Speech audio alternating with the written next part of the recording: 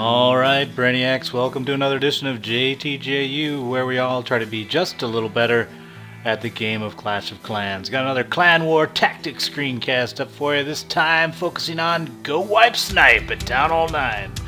Basically, it's for when you've got those layouts that are just hugging in their ADs close to the middle, where you can blast in and then take them out. But before we get going, let's give two high fives. One out to Metallica with Enter the Sandman for their background song as we go along. And also to our man Gotti, our subscriber on JTJU that actually pointed this attack out after he got slapped around by somebody from Iraq with it, I think. Either way, all the footage will be his. Let's get going. Alright, before we get going looking at this base here to start, I want to give you an overview. We're going to look at 4 bases. 2 are successful, 3 stars, this being one of them, and then 2 failures, all with the goal of walking you through the steps we think you need to look at for a GoWiPe Snipe as you plan it out, and kind of give them a grade as we go, so you can feel how we feel they did, even if it was a 3-star against those steps, and why those are important. In addition, on the first one we'll go a little slower, so you can kind of get a flow, and then the last 3 will go quicker. So don't feel like everyone's going to be this slow. So let's hit the first attack. Alright, Brainiacs, so the first thing we want to ask in any attack is, are we even using the right style? And in this case, with a GoWiPe Snipe, you want to be looking for ADs that are in mid or near mid, so that your army, once it drives in, can take those out, enabling the overwatch to fail for the outside edges, and then your snipers can come in. So this guy matches it. Let's give him a green. Alright, the next question with any attack style is where to attack from. And with GoWiPe Snipe, you really got to focus at Town Hall 9 on the expos. Draw a line that goes through those 2, and you're going to attack from one of the 2 sides of that line. Lean to the side where the queen is, because she's going to be your biggest problem. Then off that attack line, you want to draw your deploy arc, and that usually is around 50 degrees. Some people tack on the line, but it's always good to have a little spread. And the reason why you need to know what the deploy arc is because if you T-duck, you want to T-duck and drag to one of the 2 edges of the deploy arc, because that'll set one of your flanks, the army troops you use there, if it's not a loon-based drop or something. So we'll draw it like this. The next question is whether or not to trigger, drag, distract, and circle kill the clan castle. If it's in range of the walls, I would say do it. You don't have to. If it's real buried, this attack will work either way, but in this case it does have a triggerable CC, so he goes and does it. That works well. 2 giants is one way to do it. And that comes out just fine, but then his drag, distract, and circle kill aren't so good. Notice how he doesn't pull it down to that deployment arc edge that we talked about earlier, and his kill team doesn't have the distract, so his wizards get way too hammered. The biggest issue was he just didn't drag to the arc and then backside snipe the witches. You got to get those guys down first and foremost when they're in the CC, and then do a distract circle kill on the rest. He didn't get it done. It's a yellow. So at this point he could have messed up, but he stuck with it and got the other attack team down at 8, to setting his attack line correctly. Give him a green on that, but the arc, as you can see, is way wider than we'd want, so I'm going to yellow there, and that's due to the bad drag that he had at the beginning. So now we've established our main attack point down there at 8. We want to first go through our deploy sequence. So once the golem's down, we want to drop wall breakers on one side of it, just offset, so they can get a clear run and not get blown up by AoE that's hitting the golem. Then we want to set wizards on each side of the golem, maybe 5 to 7 tiles away, to establish the edges, if you will, so that your king and queen don't run off once you deploy them. Then I would deploy our heavy king-queen Pekka behind the golem, followed by the wizards, except for 6. That's Gotti's thing. I agree with him that you'd want to have a reserve team to come in after the first group in case they get wiped by some AoE or big bomb. Take a look. He actually spams it all in. The sequence is a little off, so I'll give him a yellow. The next big decision is when to deploy your first spell. It should be a heal to keep your troops alive in the outer channel. He does pretty good with the timing here. I'll give him a green. The next decision is your second spell, which is usually a rage, to power in both your wall breakers and or enable your troops to take out the king, queen, or CC if you didn't pull it earlier. In this case, it really turns his attack around. Good timing. Look at that. Nicely done. That's a green.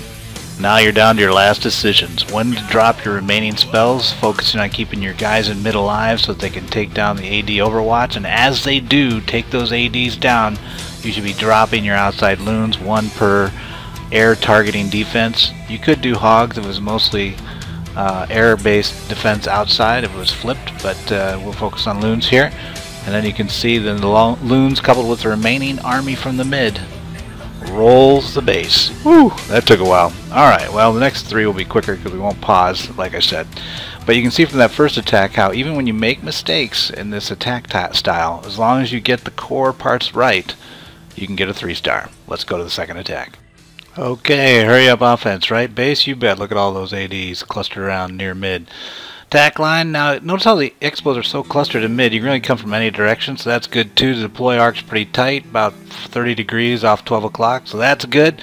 He didn't trigger because the CC was buried. I'm alright with that. I lied. Pause real quick on the first deploy. Notice how his troops are actually already all in. No reserve 6 wizards. I guess I'm okay with that, but he's breaking his own rule. This is Gotti, by the way.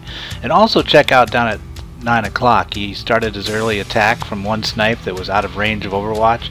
He might have done 1 loon there instead of 2. Let's keep going. First heal spell was great placement. Kept him alive in the first channel. And then as he moved into the mid, he's going to go to his second heal spell, which is also well timed with the rage to take out the queen and clan castle that he didn't trigger. So you can't argue with that. Green, green. So at this stage of the attack, you're down to the most critical decision, and probably the hardest, which is when to snipe and how much. You saw earlier he was a little overzealous with that archer tower at 9. Could have done 1 versus 2. His loons at the bottom here were well timed, but noticed how that archer tower that's firing he just went in at 9 at 3. He could have done that one a lot earlier. So a little late in a couple cases, a little overzealous in one case. So I'd give him a yellow here, but all in all, pretty good. You can see the attack doing what it's supposed to do. Alright, let's move on to attack number 3. It's going to be one of our first fails, 98%, but it's against almost a max 9 base, and it's a mid Town Hall 9 attacking in terms of troop levels.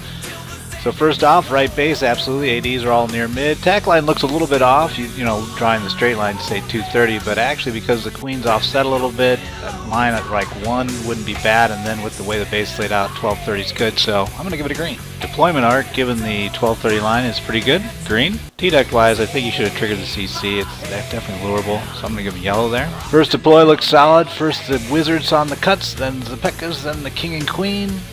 I'm going to green. Spells are a little wonky order because the CC was not pulled, but it's not bad. The jump was actually used interesting instead of wall breakers, and then heal rage in the mid to support your troops as they take out the ADs near mid. It worked. Green. So at this point we're at that fine moment of when to snipe, and you can see here he's actually waiting for ADs to go down. He could have started a little earlier at 9, I think, and he's also doing the overzealous approach. Too many balloons per target. 1 per target would have been fine, I think. And that might have enabled more of his balloons to be attacking instead of floating around, you know, traveling from point to point. Last thought might be to swap 1 balloon for 5 archers so you can clear the outside edge and not lose your guys in the middle to that kind of stuff. That was a problem on this attack, plus your up-shooting guys like the queen didn't protect your balloons because of that. Still, good attack, good example. Alright, last attack, we'll have our man Gotti close it out. He's going to be trying as a mid Town Hall 9 attacking-wise to hit a max Town Hall 8. There's only a couple things that aren't maxed. Alright, let's go through our pre-attack checklist. The base is definitely a GoWiPe Snipe. Look at all those ADs in mid. As far as attack line, I'd say 3 o'clock on maybe 2:30, but Gotti looks like he's going to take it from 12 because he sees that jump opportunity at the 12 o'clock box right there that gives him access to the 2 islands that are offset from the Town Hall. Still, I would think about 3, so I'm going to give him yellow on that. Focusing on 12 though, he does do a nice deployment arc and first deployment sequencing of troops, so that's green, and his T-Duct is actually a buried clan castle, so he doesn't do a T-Duct or a trigger of the clan castle, so I'm going to go with the green there as well. His first heal spell is in cast forward enough, not covering enough where they're going, so I'm going to be yellow there. His second spell is a jump. It's good if you assume the attack line was correct. I'm going to give him a green. And then in come his heal and final rage to support his troops as he tries to take out the CC and move through mid. That's a green. And here comes the interesting part of this attack, is that he rushes his sniping from the edge. The ADs are actually down. The Overwatch is down, but he doesn't take advantage of. He has a lot of time on the clock, like 45 seconds end up remaining, and he doesn't let his interior troops, the mid troops, come to the outside so that they can be a distract force for the loons to then snipe with them. So that, if he would have done that, that mid Town Hall 9 probably would have been able to get that max Town Hall 8. Blah, max Town Hall 9.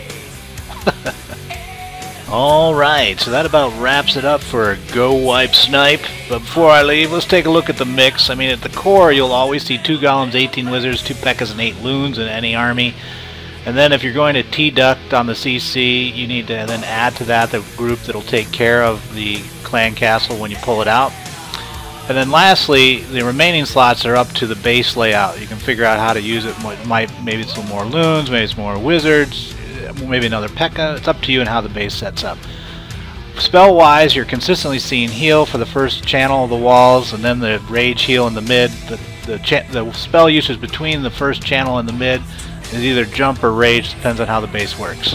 So there you have it. Alright, let's put that one in the can. If you guys enjoyed what you saw, give me a like or subscribe. If you still got time after 10 minutes, check out our Encore Clan War Tactics screencast for Town Hall 8 Dragon Snipe. Or if you want a little something else and not listening to me, go to Gotti's Bub Spotlight. He's the guy that provided all the raw footage for this, and I like his analysis. He's got a lot of good thinking around how Clan War Tactics should work. Alright guys, good luck out there. We'll talk to you soon.